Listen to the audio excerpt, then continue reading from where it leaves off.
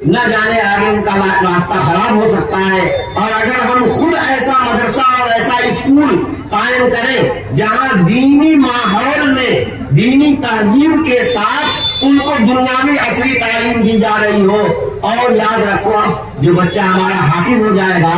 اور وہ اگر عصری یعنی لائن میں جائے گا یا عالم ہو کر کے جائے گا تو دینی تعلیم کا قرآن و حدیث کے علم کی نورانیت ہوتی ہے۔ ہمارے بچوں کا برین۔ السلام علیکم ورحمۃ اللہ وبرکاتہ۔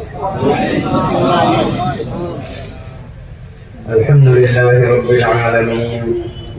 والصلاة والسلام على سید الانبیاء والمرسلین سیدنا و مولانا محمد وعلى آلہ وصحبہ اجمعین، اما بعد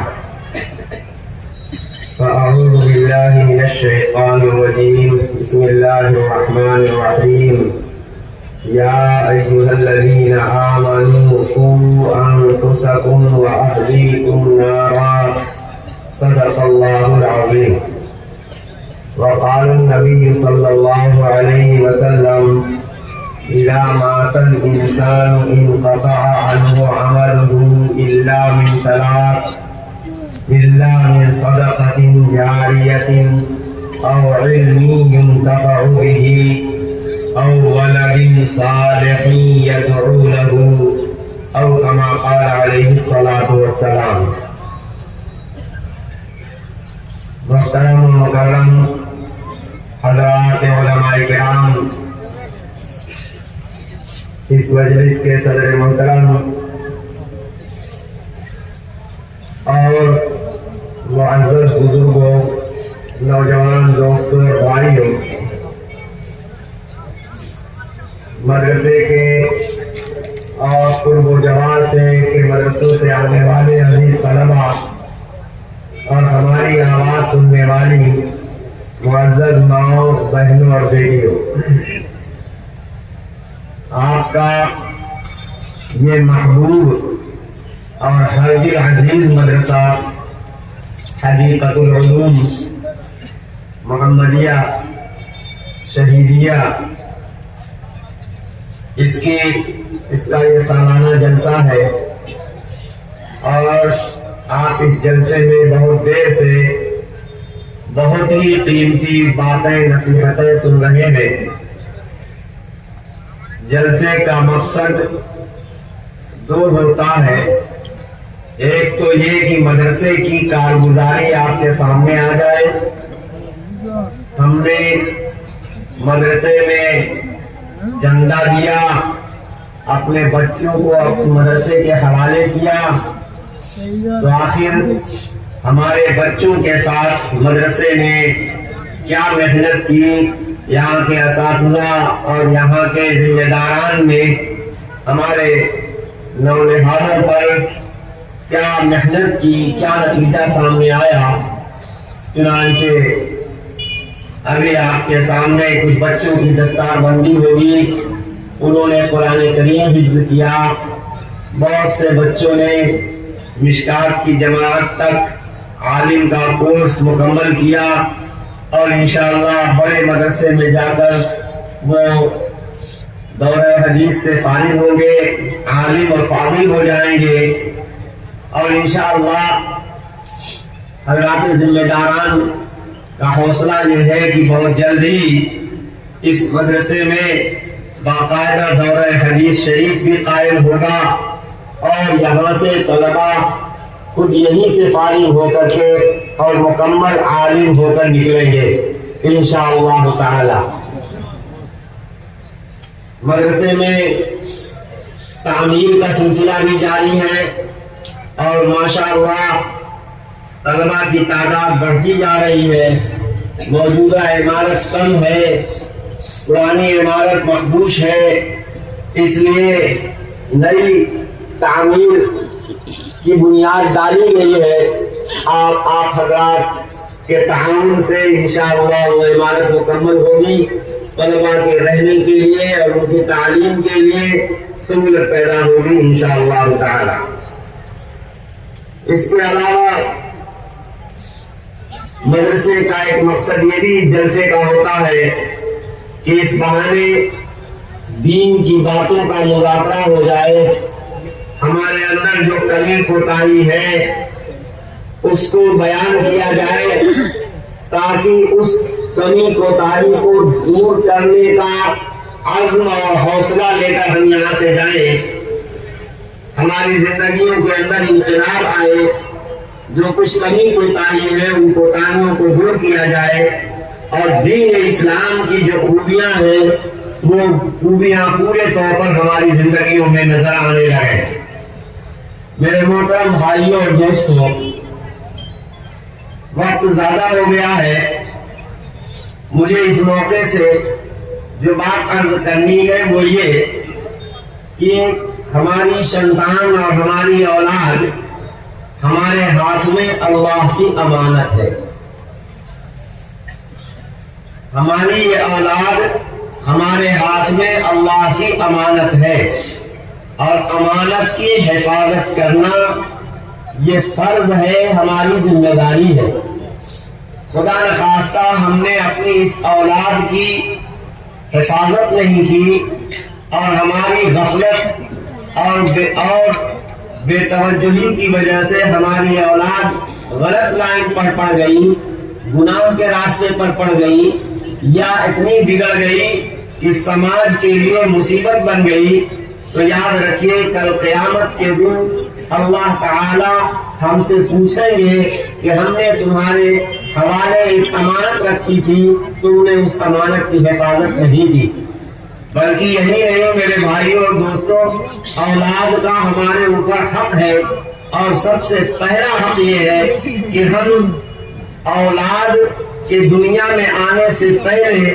ظاہر ہے کہ ایک ماں کی ضرورت ہوگی، ہم ایک ایسی خاتون اور ایسی نیک عورت سے، دیندار عورت سے نکاح کریں۔ حکم یہی ہے کہ فَانْفَرْ بِذَاتِ الدِّینِ، کہ یوں تو آدمی نکاح کرتا ہے حسن و جمال اور خوبصورتی کو دیکھ کر، کبھی انسان نکاح کرتا ہے مال و دولت کو دیکھ کر، کبھی انسان نکاح کرتا ہے خاندانی شرافت کو دیکھ کر، اور نبی پاک صلی اللہ علیہ وسلم نے فرمایا کہ دینداری کو دیکھ کر بھی نکاح ہوتا ہے۔ فرمایا فَاظْفَرْ بِذَاتِ الدِّینِ، ایسی عورت سے نکاح کرو جو دیندار ہو۔ کیا مطلب یہ ہے کہ میرے بھائیوں، ہمیں اپنی اولاد لڑکوں اور لڑکیوں دونوں کو ہمیں دیندار بنانا ہوگا۔ جب دیندار لڑکی، دیندار عورت ہمارے گھر میں بہو بن کر کے آئے گی، تو کل کو اس کی گود میں جو بچہ پرورش پائے گا دیندار ماحول میں آنکھ کھولے گا، اور ماں کی گود بچے کا پہلا مدرسہ ہوا کرتا ہے۔ اگر ہم اپنی خواتین کو اور اپنی لڑکیوں کو، مستورات کو دین کا علم سکھائیں گے اور دینی تعلیم ان کو دیں گے، دین کی تربیت دیں گے، نیک اور صالح بنائیں گے، تو ان کی گود میں پرورش پانے والا ہمارا بچہ بھی اس کا اثر قبول کرے گا اور وہ دیندار ہوگا۔ تو سب سے پہلے تو ہمیں نیک خاتون سے نکاح کرنا چاہیے، دیندار خاتون سے نکاح کرنا چاہیے، تاکہ اس کے گود میں جو بچہ ہمارا پرورش پائے وہ دیندار ہو۔ دیندار عورت ہوگی تو بچہ دیندار بنے گا، اور بددین عورت اگر ہوگی، عمل کے اعتبار سے کمزور ہوگی، تو یاد رکھو ہمارے بچے کے اندر وہی جو ہے بددینی آئے گی، اور اس کے اثرات سے ہمارا بچہ محفوظ نہیں رہ سکتا۔ دوسری بات یہ ہے کہ جب بچہ پیدا ہو تو نام اس کا اچھا رکھا جائے۔ لوگ بچوں کا نام خراب رکھتے ہیں، خراب نام سے پکارتے ہیں۔ میرے دوستو، بچے کا نام عبداللہ، عبد الرحمن، اور جو بھی نبیوں کے ناموں پر بچوں کا نام رکھا جائے، صحابہ کے نام پر بچوں کا نام رکھا جائے، نیک ولیوں کے نام پر بچوں کا نام رکھا جائے، جب ہم اچھا نام رکھیں گے تو نام کا بہت اثر ہوا کرتا ہے میرے بھائیوں اور دوستوں۔ تو ہمیں یہ بھی تلقین کی گئی ہے کہ بچوں کو ہم اچھا نام رکھیں، اور ماڈرن دنیا سے متاثر ہو کر ہم جو ہے نئے ایسے نام جس کا کوئی مطلب نہیں نہیں ہوتا یا مانا ہوتا بھی ہے تو خراب قسم کا ہوتا ہے۔ ہم فلم اسٹاروں، نچنیوں، گویوں کے ناموں پر اپنے بچوں کا نام رکھیں تو ظاہر بات ہے اس نام کے اثرات ہوتے ہیں۔ ہم نیک، صالحین، انبیاء، صحابہ،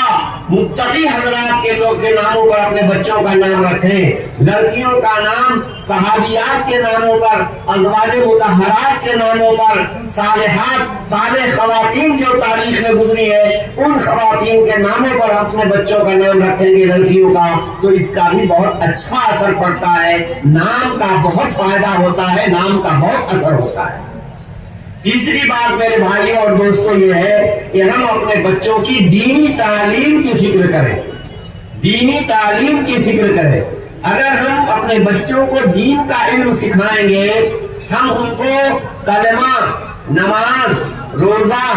اور اسی طریقے سے ماں باپ کا حق، بھائی بہنوں کا حق، چھوٹوں بڑوں کا حق، جب ہم بچوں کو یہ تعلیم، دینی تعلیم دیں گے تو یقین مانیے یہ بچے دھرتی پر، انسان کا سماج پر یہ بوجھ نہیں ہوں گے، بلکہ اس کے لیے باعث خیر و برکت بنیں گے اور چراغ سے چراغ جلتا جائے گا اور ان کے ذریعے سے ہمارے سماج اور معاشرے میں برکت آئے گی اور نیکی آئے گی۔ میرے بھائیوں اور دوستوں، ہم اپنے بچوں کو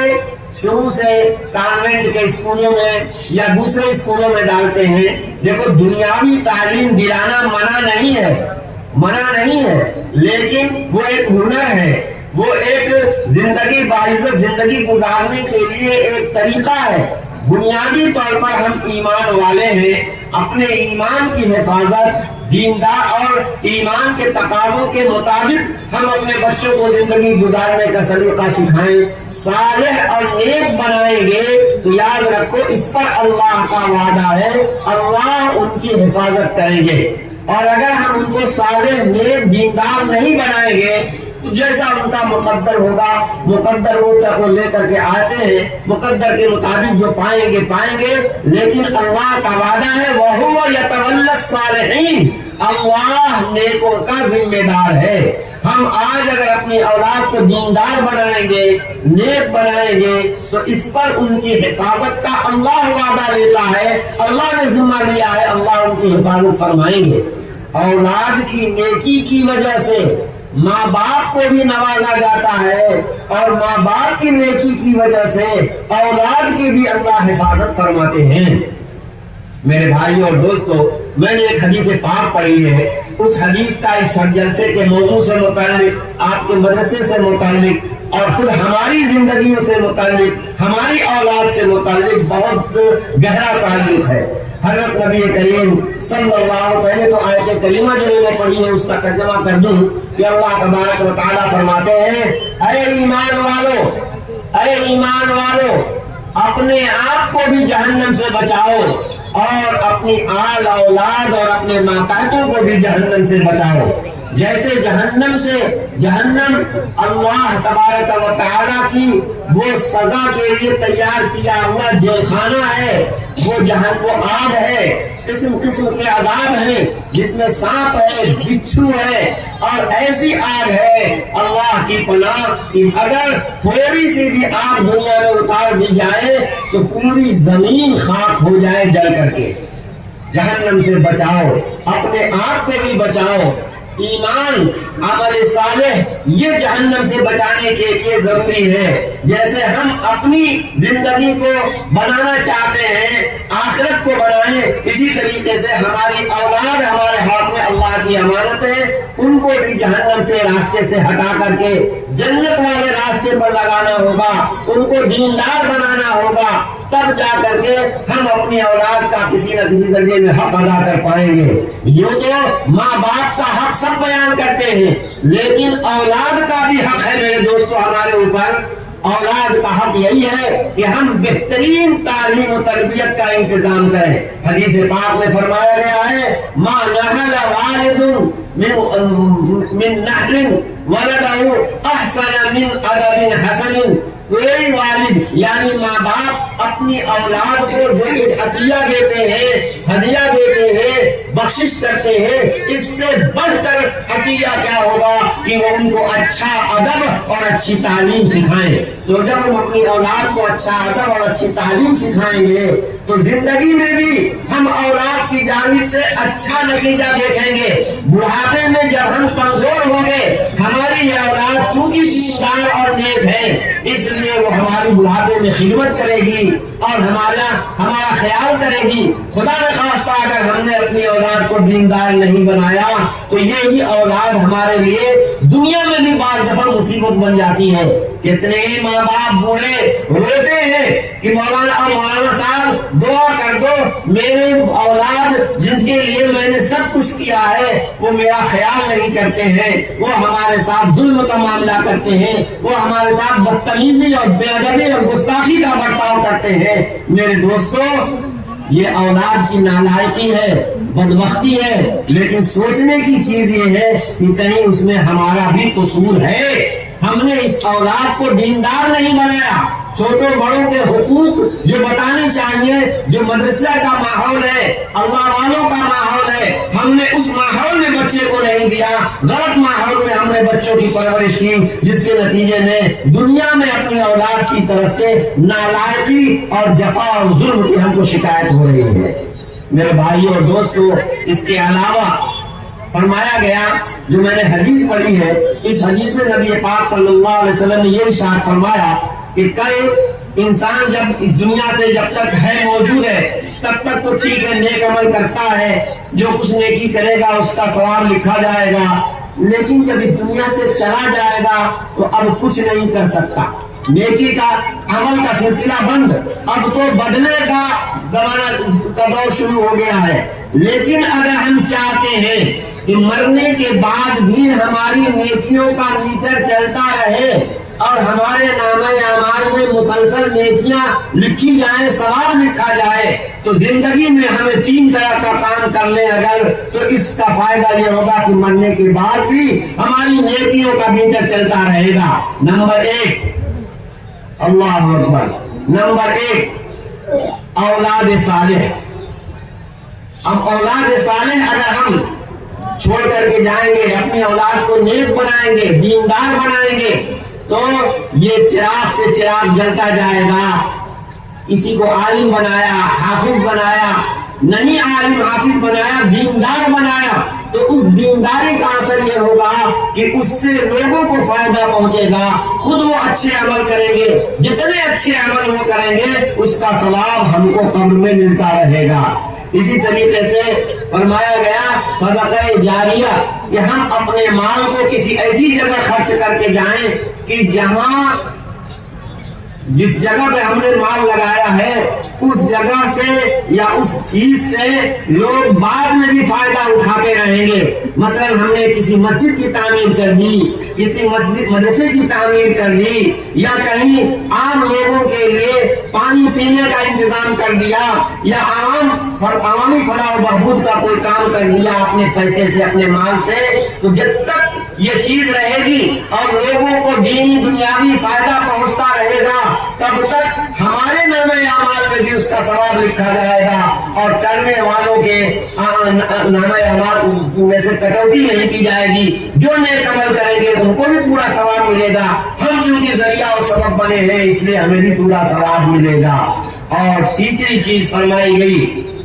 कि वालद साले, जो हमारे बाप दुआ करें, एक तो सदका जारिया और एक इल्म युंतफा बिही। हम ऐसा इल्म छोड़ करके जाएं जिससे लोग नफा उठाएं। मसलन हमने अपने बच्चे को आलिम बनाया, अपने बच्चे को हाफिज बनाया, अब जब ये आलिम और हाफिज बन गया तो दूसरों को भी आलिम और हाफिज बनाएगा। इसी तरीके से ऐसा भी हो सकता है कि हमने अपने बच्चे को तो आलिम हाफिज नहीं बनाया, लेकिन कौम के गरीब खानदान के बच्चे के आलिम बनाने का, हाफिज बनाने का हमने खर्चा बर्दाश्त कर लिया। चुनांचे एक बच्चे का अगर हमने हाफिजा मुकम्मल करने तक जो खर्चा होता है वो मदरसा बादशाही में हमने दे दिया, और हमारे खर्चे से एक अगर हाफिज भी अगर बन गया तो याद रखो इसने इसका जो कुरान उसने हाफिज याद किया है इसका सवाब भी हमको मिलेगा। फिर इसके जरिए से चिराग जलता जाएगा। जितना फायदा लोगों को पहुंचेगा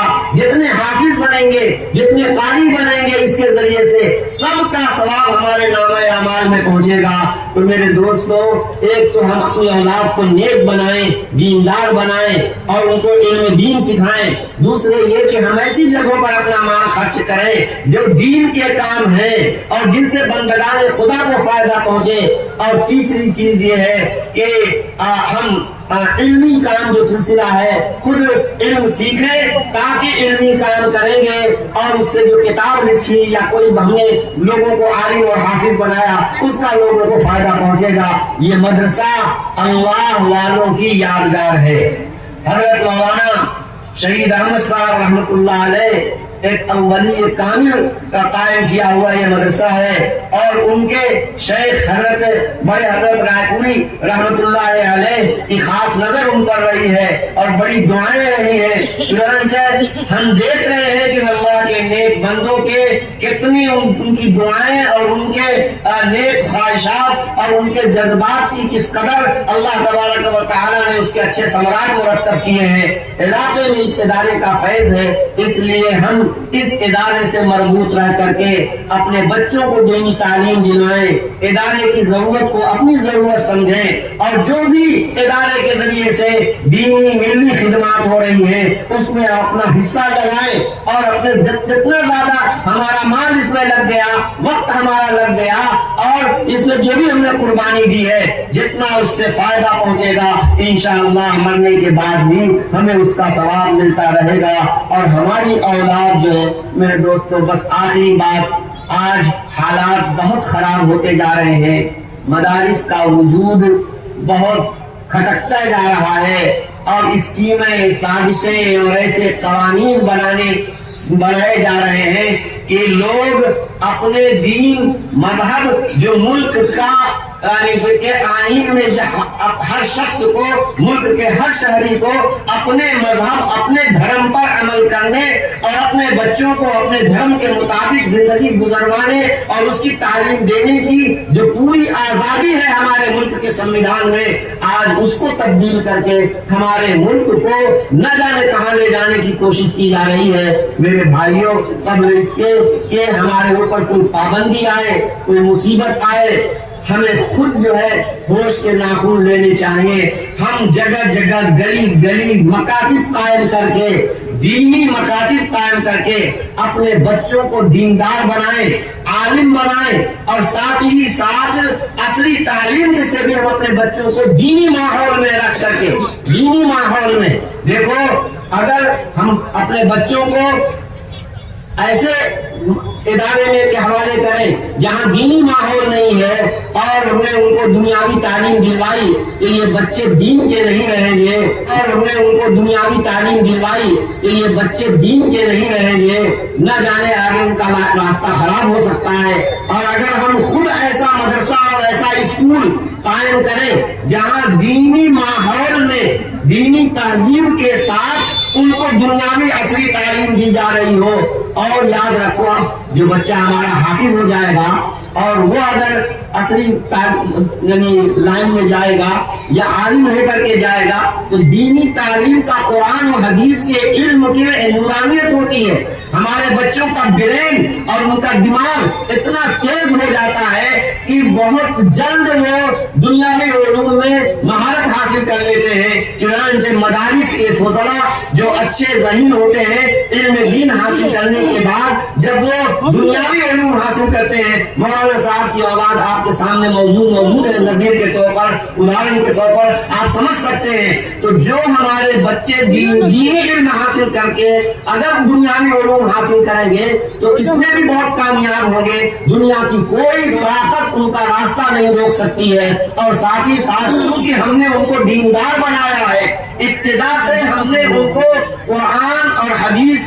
کی تعلیمات ان کو دلائی ہیں، اللہ کا ڈر ان کے دلوں میں بیٹھا ہوا ہے، چھوٹوں بڑوں کے حقوق کو پہچانتے ہیں، تو وہ ایک اچھے انسان کی حیثیت سے سماج کی خدمت کریں گے، اور لوگ راستہ روکنے کی کوشش کے باوجود راستہ روک نہیں سکیں گے. اس لیے میرے بھائی اور دوستوں ضرورت اس بات کی ہے کہ صرف مدرسہ کیا جو ایک طرح سے لوگوں کو کھٹکتا ہے, ہم اس مدرسے میں دنیاوی تعلیم بھی دیں, اصلی تعلیم بھی دیں, لیکن ماحول اور جو مدرسے کا رہے وہ دینی رہے. ابتداءً جب ہم دینی ماحول میں پردے میں رکھ کر کے بچیوں کو اصلی تعلیم دلوائیں, اسی طریقے سے دینی ماحول میں رکھ کر کے لڑکوں کو اصلی تعلیم دلوائیں گے, انشاءاللہ العزیز ہمارا دین بھی محفوظ رہے گا اور دنیا کے اعتبار سے بھی ہم باعزت رہیں گے. اور جو ہمیں جو مستقبل کے جو فتنے ہیں, جو اندیشے ہیں, جو نقصانات